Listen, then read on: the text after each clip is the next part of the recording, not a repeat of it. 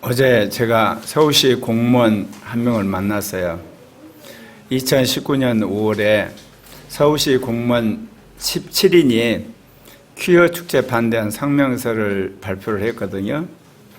근데 그 서울시 공무원 17인이 이번에 3월 달에 또 성명서를 발표했어요.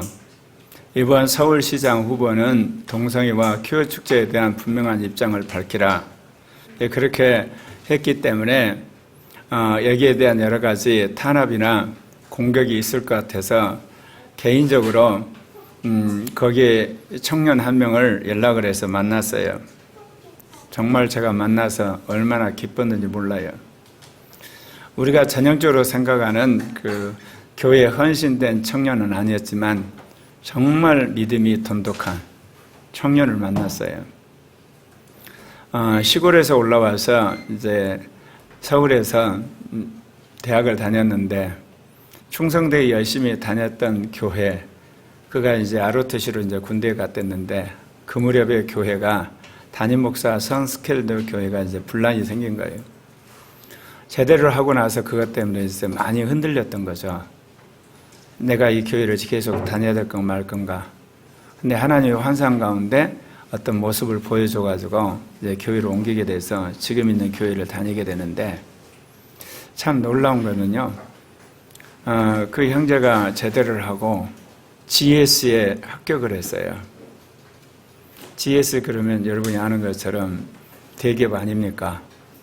근데 이게 업무가 과중하게 되면 제대로 주일 성수를 못하는 거예요. 고민을 했다가 1년도 안 됐는데 그만둬버린 거예요. 기도를 하면서 도저히 하나님이 기뻐하는 게 아니다. 그렇다고 이 친구가 다른 어떤 그 회사에 취직해놓고 한 게 아니에요. 그냥 무작정 그만둔 거예요. 참 놀랐어요. 나도 그렇게 못하겠더라고. 그래놓고 있다가 우연찮게 어떤 분을 통해서 그 같은 청년부에 계신 분이 너 공무원 시험 한번 봐라. 공고 났더라. 그래서 서울시 공무원 시험을 봤는데 자기가 그만둔 게 3월인가 되고 시험 보는 게 6월인가 돼요. 하여튼 기간도 얼마 안 돼요. 그래서 자기가 물론 이 친구가 법학을 하고 이제 그 국제통상학인가 공부를 했대요. 했기는 했어도 자기가 딱 책 잡고 공부한 게 나흘이래. 근데 기가 막힌 것은 논술도 자기는 정반대로 썼대. 면접도 거기서 원하는 대답 정반대로 대답하고. 그래서 끝났구나 그랬대요. 근데 기가 막히게 합격을 했어. 그 청년을 보면서 내가 깜짝 놀랐어요. 고등학교 때인가 자기가 혼자 기도하다 방언을 받았어. 그래가지고 우리가 흔히들 말한 영의 음성을 듣고 살아요. 결정적 순간에. 그렇다고 우리가 생각한 모범생은 아니었어. 자기가 그 섬겼던 목사님이 성스캔드로 교회를 그만둘 때는 방황할 때 술도 먹고 담배도 피우고 자기가 그랬던 거야. 도대체. 그랬는데 어느 날 자기가 작심했더니 술도 끊어지고 담배도 끊어지더래요. 하나님의 성령이 인도하는 걸 내가 봤어요. 그래서 내가 이 형제를 만나면서 정말 고려학교의 형제자매들 깨끗한 마음의 소유자를 키워야 되겠구나. 정말 양심적인 사람, 그리고 이성적인 사람, 영적 이성의 사람을 키우는 것이 하나님 나라 일꾼을 키우는 것이 사회적으로 좀 유명하고 돈 많이 벌고 좀 이렇게 사회적 명성이 아무짝에도 쓸데없구나. 왜? 결정적 순간에 이렇게 서울시가 이제 선거를 하게 되고 그리고 5월달 되면 항상 이렇게 퀴어 축제하고 난리를 피잖아요. 그럴 때 자기들이 아예 피해볼 걸 각오하고 그렇게 선언서를 하고 이번에도 또 오고 그래서 엄청나게 지금 서울시에서 어려움을 당하는 그리고 이런 사람들의 활동을 아예 저지를 하고 무슨 짓들을 하고 있냐면 서울시 공무원 복무 규정을 지금 고치려고 한다는 겁니다. 이렇게 악랄해요. 이런 정권 망해야 되는 거 아닙니까? 아예 모든 사람의 입을 막으려고 하는 거예요.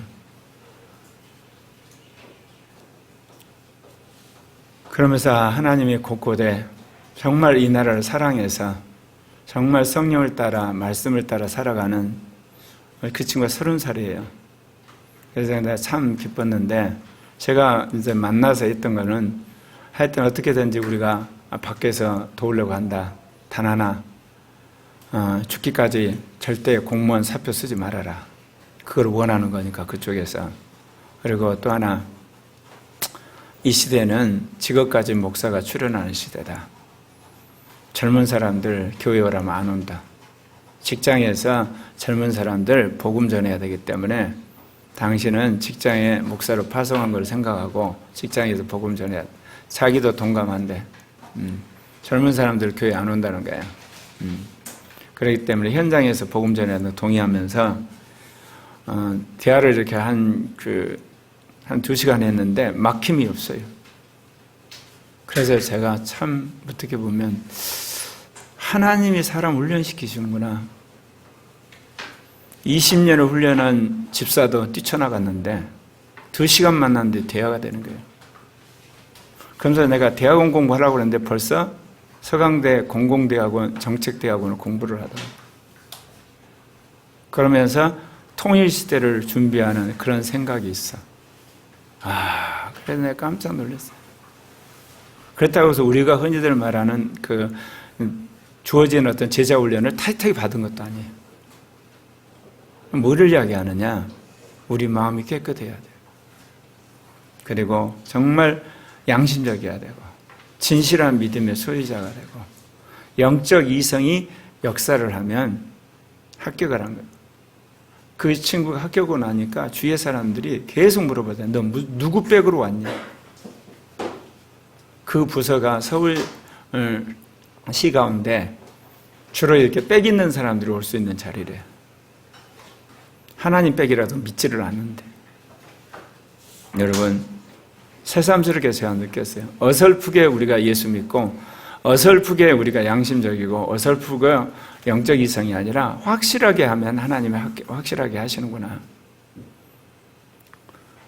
여러분, 하나님의 일은 선행을 하는 데 시작되는 게 아니에요. 예수 그리스도를 믿는 데서 시작합니다. 예수를 믿었는데 그 믿음 가운데 두 종류로 잘라지죠. 영생을 구하는 믿음이 있고 썩어질 것을 구하는 믿음이 있습니다. 영생을 구하는 믿음을 가진 사람은 영생으로 들어갑니다. 썩어질 것을 구하는 믿음을 가진 사람은 결국 멸망으로 갑니다. 이번에 팬데믹 상황을 보면서 여러분 뭐 느끼시나요? 대형교회 목사라고 신앙이 좋던가요? 조그만 교회 목사님이라고 신앙이 별볼 일 없던 게 아니에요. 체면 따지고 그리고 비난 따지고 여론 따지고 권력 따져가지고 끽소리도 못하는 대형교회 목사도 어디다 써먹는 이 시대에 그야말로 예수님 당시에 대사장들고 서기관들 바리새인 뭐가 달라요? 뭐가? 안 그랬습니까? 질병관리 본부장이 이야기했잖아요. 예배를 통해서 코로나가 감염된 사례가 별로 없다. 식당에서 소그룹 때 성가대 모임 때 그때 감염됐다 그렇게 이야기했잖아요. 근데 왜 예배를 포기해요? 지금 들리는 말은 그래요. 어떻게 기독교가 그렇게 쉽사리 물러설 줄 정부 당국에서도 생각을 안 했대요. 그건 뭐냐 지금까지. 정말 영생 없는 믿음이었냐 이거예요. 아니라는 거예요. 썩어질 것을 구하는 믿음이었다는 거예요. 우리도 마찬가지예요. 예. 교회 꼬박꼬박 다니고 헌금하고 봉사하고 주일성수 여러분 안에 썩어질 것을 구하면 여러분 멸망으로 가는 거예요. 영생 없는 믿음만이 여러분 천국에 가는 겁니다. 여기 요한복음 6장 25절부터 27절에 보면 주님이 그러잖아요. 이 무리들이 예수님을 찾아서 왔어요. 그러니까 주님 뭐라고 이야기합니까? 나를 찾는 것은 표적을 본 까닭이 아니요 떡을 먹고 배부른 까닭이다. 썩을 양식을 위하여 일하지 말고 영생하도 있는 양식을 위해서 일해라, 그렇게 이야기합니다. 여러분, 영생을 위해서 있는 양식, 썩을 양식을 위한 여러분 일, 그게 단적으로 여러분 보여준 것이 마태복음 15장에 나오는 씨 뿌리는 비유예요. 마태복음 13장 20절 21절에 보면 돌밭에 뿌리워졌다는 것은 말씀을 듣고 즉시 기쁨으로 받되 그 속에 뿌리가 없어 잠시 견디다가 말씀으로 말하며 환난이나 박해가 일어날 때 넘어지는 자요. 크리스찬이 신앙생활하는 데 있어서 걸림돌이 되는 게 정치적인 핍박이에요. 이념적인 어떤 사람들의 이미지고 사회적인 공격이에요. 여러분, 신앙 때문에 어떤 게 정치적으로 또는 국가적으로 사회적으로 아니면 회사 안에서 여러분 욕하고 손가락질할 때 여러분 두려우시면 안 돼요. 거기에 쫄아가지고 여러분 예배드리는 거라든지 예수 믿는다는 표현도 못하고 저런 사람 그거 어떻게 영생 없는 믿음이 나요. 근근히 회사 다니면서 새끼밥 먹으려고 회사에 매달려 있는 신앙 아니에요, 그게? 또 우리 신앙에서 정말 교활한 미혹이 뭐예요? 정치적 핍박이 아니라 경제적 유혹이에요. 그래서 마태복음 13장 23절은 뭐라 해요? 좋은 땅에 뿌려졌다는 것은 말씀을 듣고 깨닫는 자니 결실하여 어떤 것은 100배, 어떤 것은 60배, 어떤 것은 30배 되느니라. 여러분, 이 좋은 양식은 30배, 60배 열매를 맺죠. 그런데 그러려면 필히 우리가 통과해야 될 게 있어요. 경제적 유혹과 재리의 유혹이에요. 마태복음 13장 22절에 가시떨기에 뿌려졌다는 것은 말씀을 듣고 세상의 염려와 재물의 유혹에 말씀이 맞게 결실하지 못한 자다. 예. 그런 이야기 했죠. 마지막 그 환난 날이 왔을 때 정치와 경제와 종교 세 개가 같이 만난다고. 예수님을 죽일 때도 이것이 같이 만났어요. 가룟 유다가 돈 때문에 예수님을 팔잖아요. 경제적 이해관계에 있어요. 그리고 누구한테 그걸 팔았어요? 종교 지도자들한테 팔았어요. 종교 지도자가 예수를 죽일 수 없으니까 뭐야? 정치 권력한테 가서 결국은 선동을 해서 예수를 죽이게 한 거거든요. 근데 이것이 예수님 재림할 때 세계적인 차원에서 이루어져요. 세계적인 정치 권력과 세계적인 경제 권력과 세계적인 종교 권력 세 개가 딱 합쳐가지고 사람을 핍박하는데 그 핍박의 처음이 뭔지 아세요? 돈 문제예요. 돈 갖고 사람들을 미혹을 하는 거예요. 예. 너희들이 절을 하면, 인을 맞으면 한마디로 크레딧 카드를 주고 그를 거부하면 그야말로 경제적인 박탈을 하는 겁니다. 그러니까 경제적 이해관계, 생활을 안정하려고 그거를 한마디로 말해서 고개를 디미고 우상에 절을 하고 육류 입 맞은 거예요. 그러면 어때요? 거짓 선지자가 거기에 인을 치면서 거짓 영이 들어가는 거죠. 악령이. 이제 그 다음부터는 적그리 속에 굴복하는 사람이 되는 거예요. 어쩌면 하나님이 이번에 이 팬데믹 상황을 통해서 저는 물론이고 한국교회 사람들에게 7년 환란 시를 예행 연습했다고 생각해요. 그렇다고 곧 온다는 뜻이 아니에요.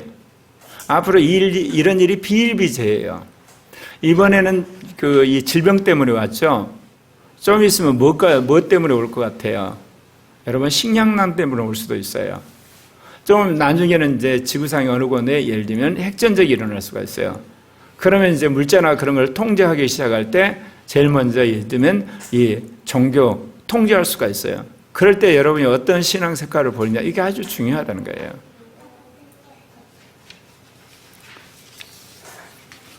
네, 첫째, 주님은 우리가 치유를 경험하게 하였지만 제자만 기적을 경험하게 하셨습니다. 제가 교사였을 때 어떤 교회를 갔더니 어떤 목사님이 그러더라고요. 어린 신자들에게 기적을 주는 것이 이런 성숙한 사람은 말씀으로 바로 서야 된대. 처음에는 그 말이 그럴싸한 줄 알았어요. 성경을 보니까 새빨간 거짓말이. 여러분, 신앙이 성숙하면 성숙할수록 더 큰 기적을 하나님 보여주시는 거예요. 왜 그러냐? 성숙한다는 이야기는 그 사람 사역이 지형이 넓어지는 거예요. 그가 싸워야 할 적들이 더 어마어마해져요. 그렇기 때문에 그에게는 더 큰 능력이 필요해요. 그렇기 때문에 하나님이 더 강력한 기적을 체험하는 거예요. 제가 요즘에 지난 이렇게 한 5개월 동안 뭐를 놓고 기도했나요? 나라를 놓고 미국을 놓고 기도했죠. 네. 제가 그 기도를 하면서 내가 어떻게 나라를 바꿀 수도 없는, 한국을 바꿀 수도 없고 미국을 바꿀 수도 없고 세계를 바꿀 수 없는 정말 티끌 같은 존재라는 걸 경험했어요. 그러면서 절로 제가 기도를 하게 됐죠. 하나님이 역사해 달라고. 네. 저는 내 기도를 들으셨다고 생각해요. LH 사건 터진 거. 내가 뛰어다니려고 할 때보다 더 큰 사건 터져가지고. 나는 여력만 있으면 150만 공무원 부동산 조사하는 운동 좀 했으면 좋겠어요. 그래가지고 거기서 부정으로 투기한 모든 공무원들 전부 다 자리에서 전부 자르고 있는 거 환수하고. 왜? 나라가 정말 선진화돼야 돼요. 어떻게 공무원들이 권력을 잡고 새끼밥 먹었으면 되지 그거 가지고 투기를 하냐고. 이게 뭐냐? 타락한 민주화 정권의 여러분 실상이에요. 네. 제가 늘 그랬죠. 얘들은 타락해가지고 절대로 믿을 것 없다고. 실상이 확실히 드러난 거예요. 예전에는 사업하면서 투기를 했어요. 직업이나 만들고 예를 들면 기업이나 만들고 일자리 만들면서 하는데 애들은 완전히 안정된 공무원 자리에 있으면서 정보에서 투기하는 건 아주 나쁜 놈들이야. 옛날에는 사업을 했기 때문에 정당성이 남도 있는 거예요. 일자리 만들잖아요. 그리고 그거 축적해서 사업자금을 쓰는 거잖아요. 이건 무슨 짓들이야 이게. 그런데도 불구하고 또 권력 잡고 했다고 버젓이 거짓말은 이거 완전히 양심이 마비된 정권이야. 그런데 거기에 못 모르고 아직도 지지하는 사람도 있으면 정말 회개해야 돼요.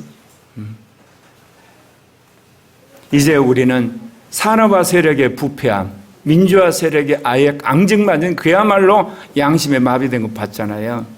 선진화로 가야 돼요. 선진화의 핵심은 뭐겠어요? 양심 회복하는 겁니다. 그리고 이성을 회복하는 거예요. 마음이 깨끗해져. 크리스찬 같으면 영으로 정말 새로워져야 돼요. 그래야만 이 나라 살 길이 있는 거예요. 여러분, 정부가 얼마나 많은 돈을 쏟아부었어요. 정말 이 나라 국민들 개의 돼지 같아요. 그 어마어마한 수십조를요, 새만금에다 테러붙어서 거기다가 새만금 밸리를 했으면 벌써 새만금은 세계적인 소프트웨어 밸리가 돼요. 그거를 예를 들면 충청북도 어디죠? 의학단지인가? 오찬인가 어디? 거기다 붙든지 아니면 저 경상남도 진해 쪽에 부어가지고 그 수십조를 부게 되면 한국이 최고의 소프트웨어 강국이 돼요. 그런데 사람들 몇십만을 준 거 주어가지고 펴주고 대가 받아야 되는 거예요, 여러분. 박정희 대통령은 어쨌냐면요. 나 박정희 군사적으로 싸웠지만 박정희가 어쩌냐. 난인구 있고 모신기하고 돈 모아가지고 전국 곳곳에 공단을 세운 거예요. 그래서 기업을 세우고 노동자를 고용해가지고 경제 성장한 거예요. 네. 그래서 이렇게 된 거예요, 여러분. 이제 그렇게 돼야 되는데 정신 나간 국민들이 돈 준 거 좋아가고 그거 다 쓰고 한두 달 가면 끝난 거예요, 여러분. 그 돈 모아가지고 호남이 낙후되니까 호남에 먼저 하고 또 예를 들면 충청이 야구에 충청하고 또 이게 나름대로 이렇게 소외되니까 예를 들면 경남이 하고 몇 군데 그렇게 그야말로 소프트웨어 밸리를 만들면 지금쯤 한국은 엄청난 일이 벌어진 거예요. 왜? 한국의 젊은이들 월화수목 금금금 해불잖아. 그럼 뭔 일이 안 벌어질 것 같습니까? 그런데 이 민주화 세력이라는 인간들은 주사파한테 세뇌돼가지고 머리가 텅 비어가지고 나라를 어떻게 경제를 이끌어갈 줄을 몰라요. 카드 긁어가지고 돈 줘서 국민들한테 표 긁는 거 외에는 할 일이 없어. 박영선 또 10만 원씩 준다잖아. 우리 국민이 깨어나야 돼요. 한국교회 위대한 지도자 2명이 있는데 박정희 대통령하고 김대중 대통령. 그 이후로 인물이 없는 거예요. 지금쯤 나왔어야 되는데. 지금 거의 90만 가까운 사람들이 지금 공무원 시험 준비하고 있대. 저주받은 나라 돼가는 거예요, 여러분. 다 대학 나왔어. 근데 왜 이런 영감과 이런 어떤 새로운 대안이 안 나오냐? 국민이 먼저 안 깨어나서 그래요. 교회가 안 깨어나서 그런 거예요. 그러면 정치권이 살기 위해서라 그런 거예요. 이야기가 옆으로 갔는데 정말 제가 먹는 이야기 하니까 썩을 걸 이야기하는 게 아니야. 세상 사람들은 썩을 것을 구하지만 그것을 통해서 우리는 영생의 복음을 전해야 되는 거예요. 왜 주님이 우리 병든 사람 낫게 하냐? 자기가 치유함을 통해서 하나님의 살아계심을 경험하고 그래서 이제는 나는 이제 살아계신 하나님을 따라서 영생의 나라를 가야 되겠다. 그렇게 하나의 징검다리인 거예요. 여러분이 찢어지게 가난한데 하나님 기도를 했는데 취직을 시켜주죠. 그거 왜 그랬어요? 나 같은 사람이 이렇게 취직한 거 하나님 정말 살아계시구나. 이제는 하나님 말씀대로 살아야 되지. 영생의 나라로 가도록 하는 일종의 징검다리인 거예요, 여러분. 어떻게 보면 자기가 완전히 후순위 20% 도저히 학교 갈 수 없는데 앞에 사람 20명이 다 다른 대학 가가지고 자기 합격했어. 그럼 어때요? 나 같은 사람이 도저히 학교 갈 수 없는데 이렇게 학교 가신 것은 가서 잘 먹고 잘 사는 게 아니고 하나님이 살아계셔서 내가 이 대학에 합격시켜서 이제는 정말 충성된 증인이 되라고 그런구나. 나는 평생 하나님 나라를 위해 살아야 되겠다. 그 징검다리라니까요. 그 징검다리로서 하나님이 먹을 것, 예를 들면 취직하는 거, 명예, 돈 이런 거를 주시는 거예요. 근데 그것만을 추구하게 되면 그건 썩어지는 자리예요. 멸망으로 가요, 여러분. 나중에 생명이 떠나버려요.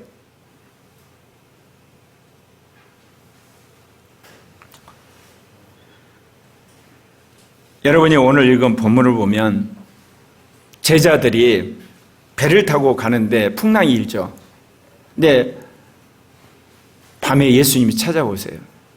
그래서 그 위기 가운데 제자들이 그 풍랑을 이기고 목적지에 도달하겠다는 이야기가 나오죠.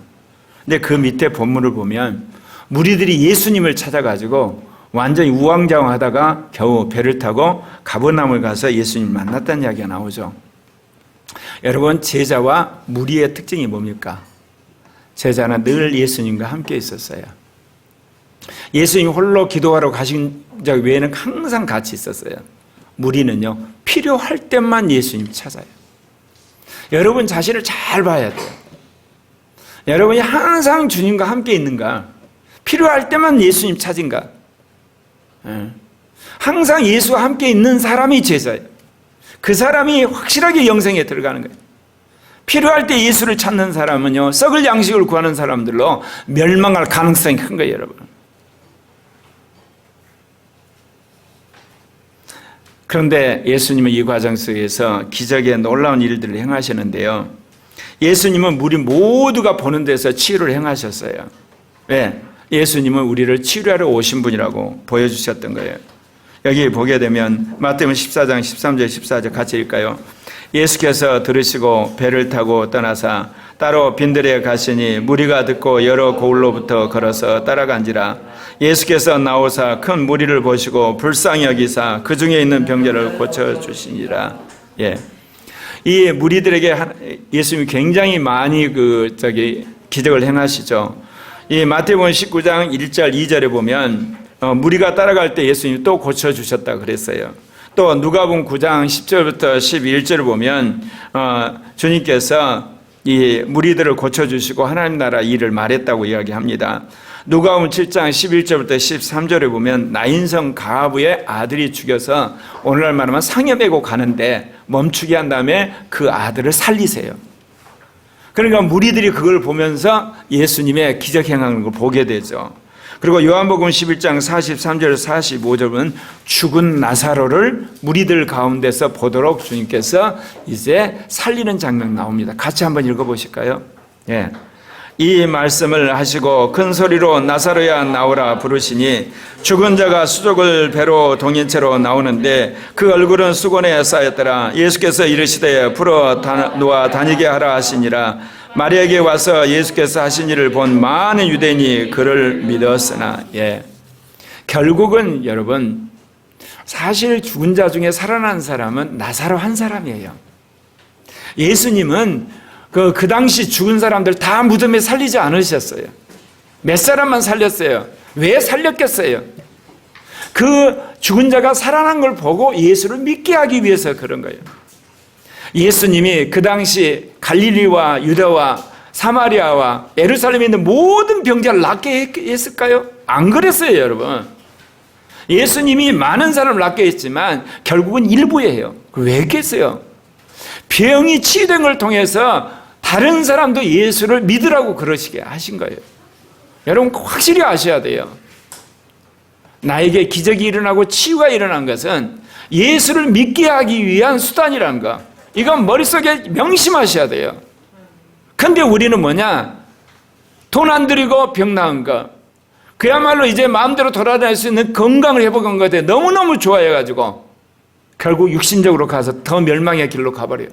차라리 아파가지고 날마다 애걸복걸하고 마음 가난해가지고 그렇게 죽다 하늘나라 가는 게 더 낫지 않겠어요? 이런 이야기하면 좀 이렇게 내가 독하다 그러죠. 나는 원래 독해요. 어떤 의미의 독해냐? 나는 목적의식에 산 사람이야. 예수를 믿으면 영생 얻는 거다 그러면 어떤 대가를 치르더라도 영생을 얻어야 될 거 아니야. 안 그렇습니까? 왜 옆으로 삐딱하니 가가지고 썩어질 걸 구하다가 멸망한, 난 그런 짓을 안 해. 그런 의미의 독하다는 뜻이야. 다른 거 없어요. 여러분, 예수 믿었으니까 저절로 여러분 천국으로 가는 거 아니에요. 분명히 이야기했죠. 정치적 핍박이라든지 어떤 사상적인 핍박이라든지 사회적 핍박에 웅크리고 예수 안 믿는 척하고 여러분 꼬리 내리면 여러분 성령이 떠나세요. 그리고 경제 이해관계 때문에 아니면 성적 유혹에 여러분이 미혹을 받아가지고 거기에 목숨 걸어버리면 여러분 성령이 떠나신다니까. 이건 멸망이에요, 여러분. 그래서 영을 따라 살아라고 한 거 아니겠습니까? 네. 이렇듯 주님께서 기적을 베풀어 줬는데 두 번째, 기적을 경험한 무리들이 예수님 붙잡혔을 때 놓아달라고 데모한다는 이야기가 없어요. 기적을 경험할 때 예수를 메시아로 느꼈을 거 아닙니까? 그러니까 돌아다니면서 어때요? 여러 가지 기적을 경험하고 병도 낫고 그랬으면 최소한도 예수를 죽여라 하는 무리가 있다. 한쪽에서는 야, 예수가 뭔 죄가 있냐 풀려주라. 성경이 없어요. 빌라도 총독과 제사장과 그 당시 서기관들의 종교적 권력, 정치적 권력이 완전히 기가 졸려가지고 무리 모두가 예수를 잡아 죽이라고 그랬다고 그랬어요. 이제 아시겠습니까? 한국교회가 예수 믿으면 복 받는다고 그랬습니다. 예수 믿으면 가정이 행복한다고 그랬습니다. 예수 믿으면 정말 우리나라가 잘 사는 나라 된다고 그랬어요. 하나님 이번에 확실하게 시험 봤죠. 탈락입니다. 여러분, 예수를 믿게 되면 영생하는 겁니다. 핍박받아 정한 데서 순교하도록 여러분 천국 갑니다. 그런데 한국은 여러분 순교 안 시킵니다. 순교시키게 되면 정권이 왔다 갔다 하기 때문에 벌금 때리지 감옥에도 안 집어넣습니다. 주동자 외에는. 그러니까 걱정하지 마시오. 예수님은 제자들로 하여금 기적에 동참하게 하셨어요. 이게 중요해요. 무슨 기적이냐? 제자들이 오병이어의 역사 현장에서 제자들은 직접 떡 5개를 나눠주는 작업을 하잖아요. 물고기 2마리. 자기 손에서 띄는데 계속 있는 거야, 이게. 물론 거기 있는 사람들은 그걸 봤겠죠. 그러나 여러분, 띈 제자들은 얼마나 이게 드라마틱했겠습니까? 거기에 떡이 있는데 계속 떡이 있는 거야, 이거. 물론 이런 이야기하면 현대 신학한 오늘날 정신당한 신학자들, 목회자들은 그 뭐라고요? 감동받은 인민들이 그야말로 떡과 그야말로 생선을 가져와 가지고 분배했다나? 아니라니까 여러분. 놀라운 기적이 일어났던 거예요. 그거를 제자들이 경험을 했던 겁니다. 그리고 제자들이 오늘 본문에 보면 어때요? 배 타고 가는데 풍랑이 일어나가지고 배 안에 물이 들어오니까 완전히 배가 침몰해서 죽을 것 같을 때 주님께서 찾아오셔서 그들을 살려준 경험. 또 제자들이 예수님과 함께 가는데 정말 또 배가 가라앉을 때 예수님 일어나셔서 그 배를 그야말로 안전하게 항해할 수 있도록 풍랑을 잠잠케 하는 그런 경험들. 또 마태복음 21장 1, 2절 한번 읽어보실까요? 예. 그들이 예루살렘에 가까이 가서 감난산 백곽에 이르렀을 때 예수께서 두 제자를 보내시며 이르시되 너희는 맞은편 마을로 가라. 그리하면 곧 메인 나귀와 나귀 새끼 함께 있는 것을 보리니 풀어 내게로 끌어오라. 제자들이 가갔더니 있어버려요. 주인한테 주께서 쓰시겠다고 가는 거 얼마나 깜짝 놀랐겠어요, 제자들이. 예수님이 그냥 멀리 있는 것도 다 내다보시고 그러고 말씀하시구나. 예수님의 신적인 능력을 보고 그들이 감탄하지 않겠습니까? 요한복음 2장 2절에 보면 3절에 보면 어때요? 가나 혼인잔치에서 물 떠다 줬는데 포도주 변해버린 사건들. 그때 제자들이 어때요? 예수님은 정말 우리가 기다린 메시아란 그런 확신을 하지 않을 수가 없었을 겁니다. 그리고 요한복음 9장 1절부터 3절 보면 날 때부터 맹인들을 치유하는 사건들. 그때 제자들이 함께 있어요. 제자들이 뭐라고 그러냐? 이 맹인이 된 게 도대체 누구 죄입니까? 부모 죄입니까? 본인 죄입니까? 그때 예수님이 뭐라고 그래? 하나님의 영광이다 그렇게 이야기하세요. 그러면서 치유하는 것들. 이렇듯 제자들은 특별한 그런 기적을 경험하게 돼요. 그래서 네 번째, 제자들은 오순절 위에 기적을 행하는 선교사들이 됩니다.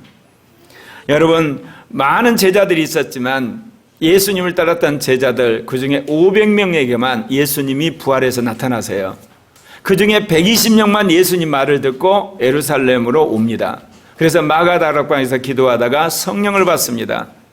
그래서 사도행전 2장 5절부터 6절에 보면 그때 경건한 유대인들이 천하 각국으로부터 와서 예루살렘에 머물러 있더니 이 소리가 나며 큰 무리가 모여 각각 자기의 방언으로 제자들이 말하는 것 듣고 소라.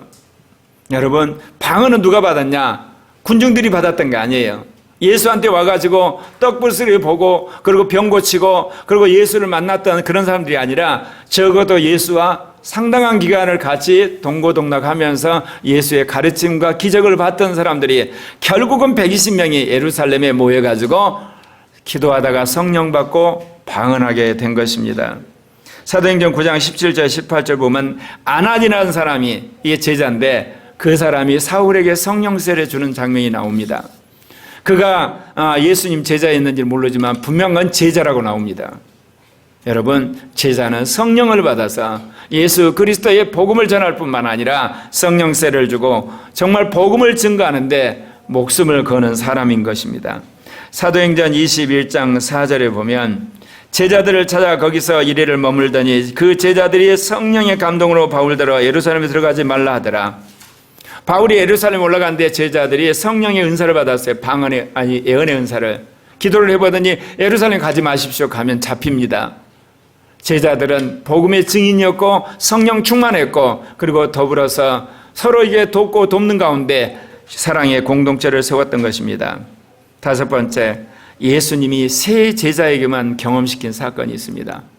여러분이 복음서를 다 지져보면 베드로, 요한, 야고보만 데리고 간 경험이 있는데 그게 마태복음 17장 1절 3절에 있는 변화산성 경험입니다.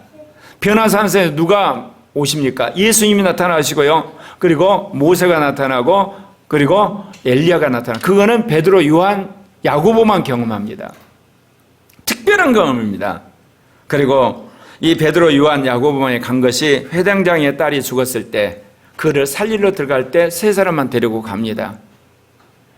주님이 뭐라고 이야기를 하냐면요. 사람들이 거기서 통곡을 하는 게 예수님 울지 마라 죽지 않았다는 게 사람들이 웃어버려요. 왜 이 회당장의 딸이 죽었거든요. 그런데 예수님이 아이의 손을 붙잡고 이르시되 아이야 일어나라. 이거를 봤죠. 훗날 누가 그렇게 합니까? 베드로가 죽은 자를 그대로 살립니다. 그래서 하나님은 이렇게 하나님의 여러 섭리 가운데 있지만 수많은 사람들이 있지만 이 복음의 수용성 있는 사람들을 고르고 골라요. 그래서 예수님도 이 땅에 오셔서 결국은 수많은 군중들이 있지만 제자를 뽑고 제자 중에 3명을 뽑았어요. 여섯 번째, 이 세 제자는 초대교회 기둥 같은 역할을 했습니다. 베드로는 어떤 일을 했나요? 오순절날 성령을 받았을 때 그가 최초로 설교했을 뿐만 아니라 예루살렘 교회의 지도자로서 여러 가지 선교 정책과 모든 것들을 그가 한마디로 주관을 해요. 그리고 야고보 사도는 어떻게 됩니까? 최초로 순교한 순교자가 됩니다. 요한사도는 어떻습니까? 마지막까지 살아남았고 그리고 가장 중요한 요한계시록을 쓰고 죽습니다. 그래서 초대교회의 가장 중요한 새 기둥, 이 새 제자를 따로 훈련시키신 겁니다. 우리 교회가 처음부터 출발할 때 제자 훈련하는 교회로 출발했다고 그랬죠. 그러니까 골라서 제자 훈련하는 게 아니라 저는 어린아이, 청소년, 청년, 장년 모두 싸그리. 왜? 우리는 제2종교개혁할 교회니까 차 뛰고 포 뛸 거 없이 전부 다 한마디로 장이야, 멍이야. 그런 거예요. 왜? 어린아이도 제자해야 되고 청소년도 제자해야 되고 장년도 제자해야 되고 그리고 누가 빠졌지? 청소년도 제자해야 되니까. 그러다 보니까 싸그리 제자야. 이제 하나님이 그 맨발을 만들어 주셨어요. 예. 영으로 사는 법을 터득하기 시작했고 나는 죽고 주님이 사는 사람이 되는 거. 이걸 통해서 여러분 아시겠죠? 여러분이 정말 쓰임받기를 원한다면 더 큰 기적을 원하시기를 바랍니다. 그거를 경험할 때 여러분 믿음이 확 올라가 버려요. 제가 2018년에 몇 번 이야기했죠. 반동성이라는 장로님 만나가지고 장로님 나는 중도고 장로님 보수인데 장로고 보수하고 중도고 만나서 문재인 정권 타도하는 걸 준비해야 되지 않습니까? 그 장로님이 국정원장 했던 분이잖아. 입법부, 사법부, 행정부, 헌법재판소, 그 다음에 언론, 시민단체, 지방자치단체 다 주사파가 장악해가지고 우리나라 그야말로 가망이 없어요. 내가 아내를 보려고 했겠어? 고목서. 길이 없어요. 저 그래서 내가 하나님이 하신대. 하나님이 하시더라도 밥상을 받는 것은 사람이 아닙니까? 사람이 준비해야지 밥상을 받죠. 그래서 하나님이 누구를 통해서 하실 건가? 계속해서 한국 정치판과 그리고 여러 가지 행정부, 사법부 뒤지는데 여러분이 보셨죠? 조국이, 추미애가, 박근계가 윤석열을 키워가지고 대권 주자로 만들어주고 그거 때 되니까 이제 LH 사건 터져서 보궐선거 스스로 자기들을 망쳐들고 하나님이 준비하시는 거. 여러분, 그런 우리가 이 일반 사회지만 앞으로 크리스찬 중에 코리아 교회가 이 나라를 선진화시키고 더 나아가서 민족 복음 통일을 하고 아시아 선교를 해야 될 때 그거를 감당한 인물들과 그런 그룹이 그 일을 감당하려면 어떻겠어요? 교회 커진다고요? 교회 큰다고 되나요? 여의도 순복음교회가 한국 역사를 지금 감당하나요? 여러분 통일의 주역이 돼 있나요? 여러분 아시아 선교의 주역이 있나요? 물론 다른 데서 선교사 많이 파송한 거 맞죠? 일 많이 한 거 맞아요. 그러나 과연 한국 사회를 선진화시키는 주역이고 통일의 주역이고 아시아 선교 주역이나요? 안 돼요, 여러분. 더 놀라운 기적을 경험한 사람, 더 놀라운 응답을 경험한 사람과 그룹이 있을 때 하나님이 그들의 믿음을 보시고 세계 역사를 뒤집어 엎는 거예요. 두 번째, 하나님은 하나님의 일은 선행을 행하기에 앞서 예수를 믿는 것입니다. 수많은 크리스찬들이 착하게 선하게 살아라, 거룩하게 살아라, 진실하게 살아. 맞아요. 그럼 물어봅시다. 선하게 살 능력 있어요? 왜 거짓말을 하냐고. 의롭게 살 능력이 당신한테 있냐고. 없다고. 당신이 진실하게 살 능력이 없잖아. 근데 왜 거짓말을 하냐고. 그래서 예수를 믿어야 되는 겁니다, 여러분. 포문을 질 수가 있어요. 다른 사람보다 좀 착한 척, 의로운 척, 진실한 척. 우리에게 그거를 살 능력이 없어요. 완수할 능력이 없어요. 좀 폼 재다가 전부 주저앉게 돼 있어요.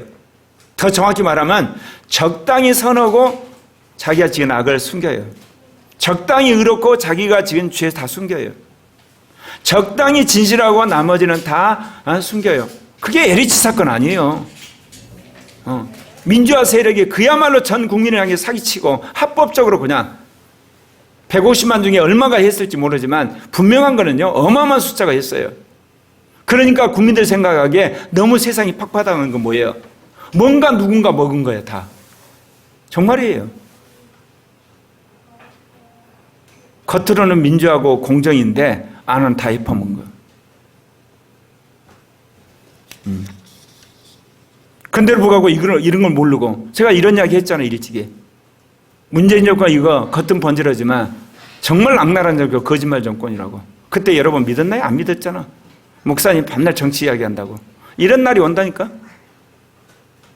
젊은 애들 점점 실업자들 많아져요. 그러면 뭐야? 계속 국가 카드 긁어요. 그럼 우리 베네수엘라 되는 거예요. 그리스 되고 그린란드 되고. 여러분, 우리는 선을 행하는 게 아니에요. 역설적으로 예수를 잘 믿어야 돼요. 그래야만 우리가 선만 행하는 사람이 되고 의만 행하는 사람이 되고 진실만 주관하는 사람이 됐을 때 하나님이 여러분과 함께 하세요. 그래서 여러분 하는 모든 일에 하나님이 이제 놀라운 기적을 행하시는 거예요. 하나님이 지난 1년 동안 이 놀라운 역사가 일어난 이유가 뭐냐? 한국교회가 기도했기 때문에 나는 그렇다고 생각해요. 다 기도한 거 아니야. 정말 애국하는 사람들, 복음적인 사람들, 성령에 미친 사람들, 문재인 정권이 주사파 정권이라고 걷고 이러다 나라 망한다고 생각하고 날마다 기도한 사람들이 기도를 들어가지고 조국이가, 그리고 추미애가, 박근계가 계속해서 윤석열을 대권 후자로 만들어버린 짓을 해버린 거예요. 여러분, 70년 역사에 이런 적이 없어요. 하나님 그렇게 하세요. 그리고 검찰들 90%가 똘똘 뭉쳐가지고 정보 싸우고, 판사들 80%가 정보 싸워버리고, 교수들 6,000명이 데모하고, 의사들이 똘똘 뭉쳐서 싸우고, 목사들 이렇게 수백 명이 싸우고, 이런 일을 누가 하겠어요? 성령이 하시는 거예요. 기도를 들으시고. 여러분, 복음을 듣지 못한 자의 삶의 방식과 복음을 들은 자의 방식이 너무나 달라요. 복음을 듣지 않는 사람은 어떻게 했어요? 양심에 따라 선을 행하라는 것밖에 몰라요. 이게 선을 행하는 거예요. 기약이 없죠. 그리고 어때요? 하나님 영이 그들의 마음을 움직이니까 선을 행하지만, 인간이 죽는다는 거 아니까 영광과 존귀와 썩지 아니함을 구하지만 그들은 그리스도 심판 때에서야 이제 영생의 판결을 받아요. 이 땅에서는 복음을 안 들었으니까. 예, 그렇게 되는 겁니다. 예, 로마서 2장 7절에 나오죠. 같이 읽을까요? 참고 선을 행하여 영광과 존귀가 썩지 아니함을 구하는 자에게는 영생을. 이 일이 언제 이루어지냐? 죽어서 예수님 재림하고 나서 그리스도 심판 때 불려나갔을 때 선을 추구하면서 늘 영생을 구하고 영광과 존귀를 수하고 썩지 않음을 구했던 그런 복음을 듣지 않는 사람은 영생으로 들어가요. 그런데 복음을 듣지 못한 자가 하나님의 영의 인도를 뿌리치고 악한 영에 잡혀서 당을 짓고 진리를 따르지 않고 불의를 따르며 그리스도 심판 때에서 멸망을 받아요. 로마서 2장 8절 말씀이에요. 같이 읽을까요? 시작. 오직 당을 지어 진리를 따르지 아니하고 불의를 따르는 자에게 진리를 분해요. 이게 참 기가 막힌데, 복음이 들어가지 않는 나라의 특징이 하나 있어요. 제일 먼저 뭐가 나옵니까? 이게 단어가 당. 이게 뭔지 아세요? 정치적 당도 되고요, 종교적으로 말하는 이방 종교도 되고요, 그게 어떻게 보면 정치 권력도 되고요, 그게 어떤 그 사이비 종교도 돼요. 당을 먼저 지어요. 그 당을 지은 다음에 무슨 짓을 하게 되죠? 결국은 진리를 따르지 못하게끔 사람들을 핍박을 해요. 그래서 불의를 따르도록 해요.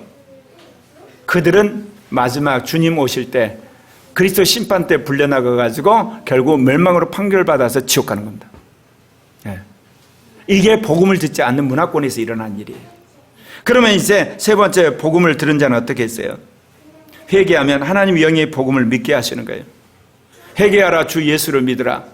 그래야만 너와 죄이 구원받는다. 회개하면 예수를, 그리스도를 믿는 믿음을 주세요. 그래서 구원받는 거예요. 그래서 여러분 지금 여기 앉아와 계시는 거 아니겠습니까? 사실은 누가 복음을 전했는지 모르지만 분명히 복음을 전했어요. 네.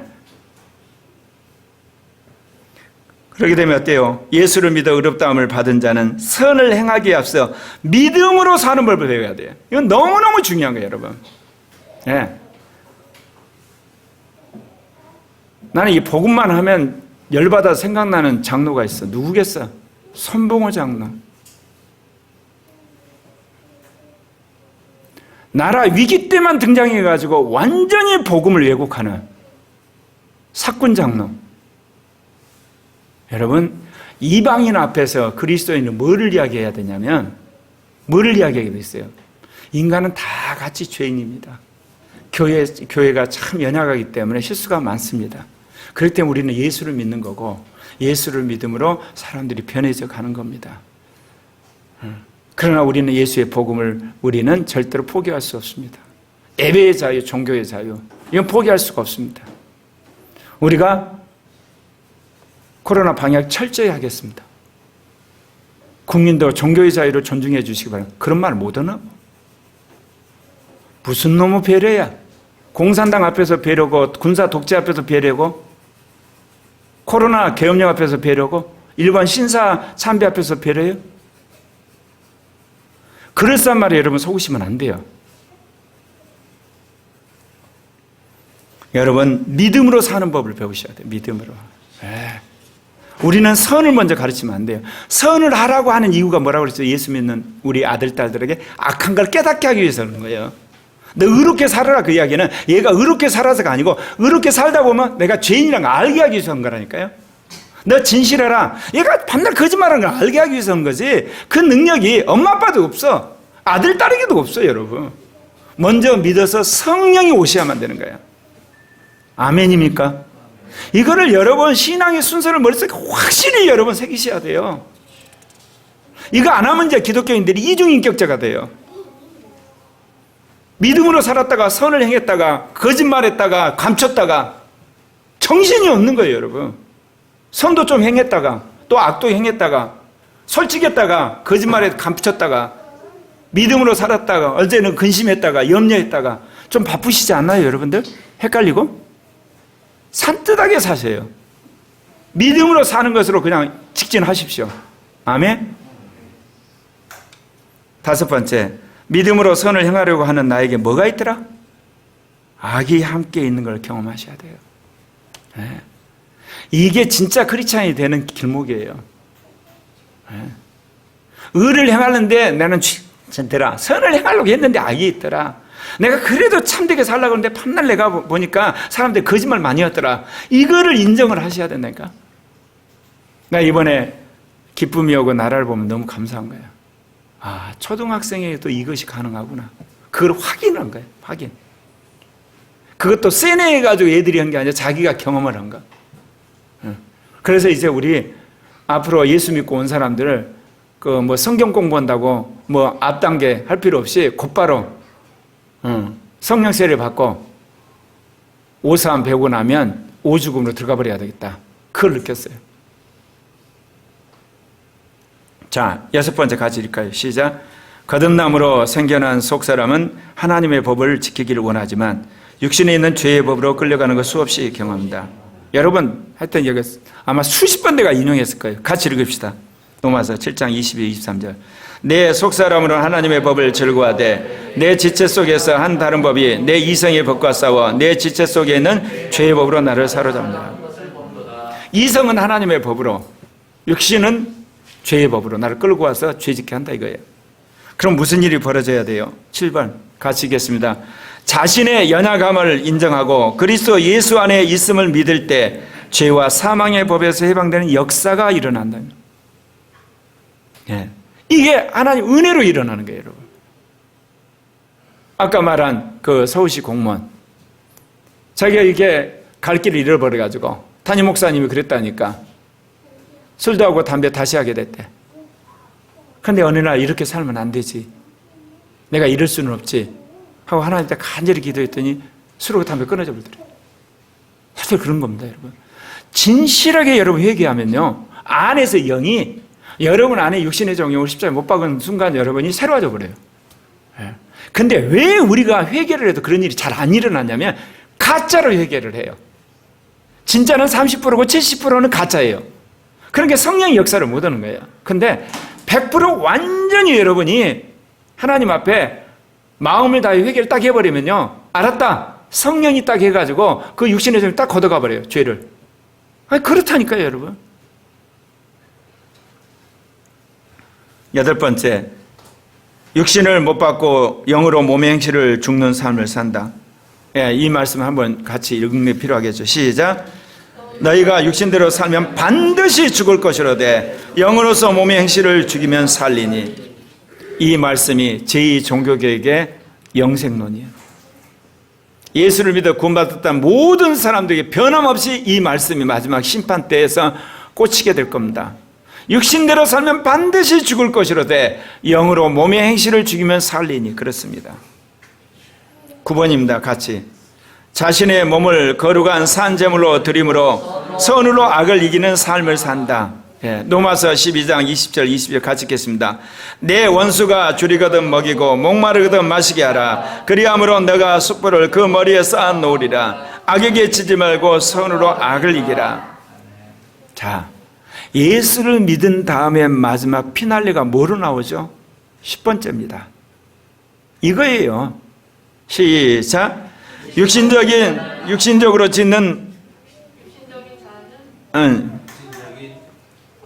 육신적인 자는 악을 행하지만 신령한 자는 범사에 헤아려 선만 행한다.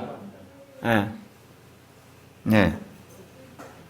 제가 잘못 적었어요. 육신적인 크리스찬은 악도 행하지만, 선도 행하고 악도 행하고 짬뽕으로 하지만 신령한 자는 뭔만 행한다? 선만 행한다. 하나님의 뜻은 선만 행하는 사람이야. 그러려면 선으로 시작하시면 안 돼요. 선으로 시작하면 뭐가 계속 따라와요? 악이 따라와요. 의를 하면 죄가 따라와요. 평생 따라가요. 죽을 때까지. 그래서 잘못하면 지옥 가는 수가 있어요.